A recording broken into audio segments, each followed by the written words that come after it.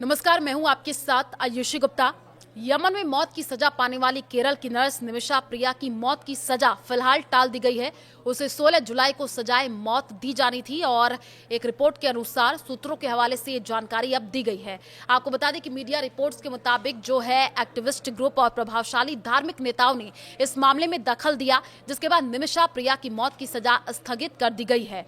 और इससे पहले निमिषा को मौत की सजा से बचाने के लिए डिप्लोमेटिक लेवल पर भी कई कोशिशें की गई थी। खबर ये भी है कि पीड़ित का परिवार अभी तक क्षमादान या ब्लड मनी स्वीकार करने के लिए सहमत नहीं हुआ है। भारतीय नर्स निमिषा 2017 से जेल में बंद है और उन पर यमन के नागरिक तलाल अब्दो महदी को ड्रग का ओवरडोज देकर हत्या करने का आरोप लगा है। निमिषा और महदी यमन में एक प्राइवेट क्लिनिक में पार्टनर थे। आरोप है कि महदी ने निमिषा का पासपोर्ट अपने कब्जे में लेकर के रखा था और उसे प्रताड़ित करता था। मीडिया रिपोर्ट के मुताबिक ये है कि यमन से चर्चित सूफी विद्वान शेख हबीब उमर बिन हाफिज बातचीत कर रहे हैं। बातचीत में यमन के सुप्रीम कोर्ट के एक जज और मृतक के भाई भी शामिल हैं। शेख हबीब को बातचीत के लिए मुफ्ती मुस्लियार ने मनाया है।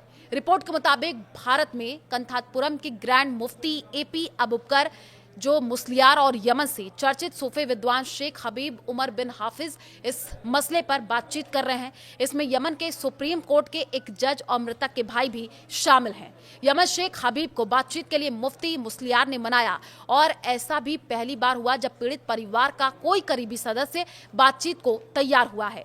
ये बातचीत शरिया कानून के तहत हो रही है, जो पीड़ित परिवार को दोषी को बिना किसी शर्त के या फिर ब्लड मनी के बदले में माफ करने का कानूनी अधिकार देता है।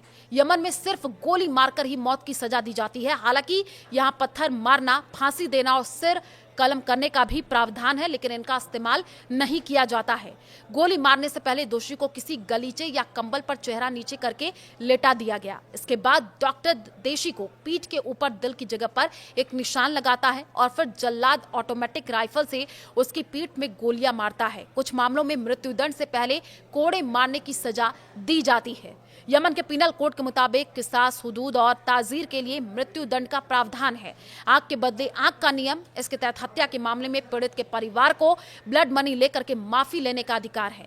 निमिषा के पति और बेटी 2014 में भारत वापस आ गए थे, लेकिन निमिषा वहीं रही। बाद में निमिषा ने पासपोर्ट वापस लेने के लिए मेहंदी की बेहोशी का इंजेक्शन दिया, लेकिन दवा की खुराक ज्यादा होने से मेहंदी की मौत हो गई और निमिषा को हत्या के जुर्म में मौत की सजा सुनाई गई। निमिषा पिछले 8 साल से यमन में जेल में है।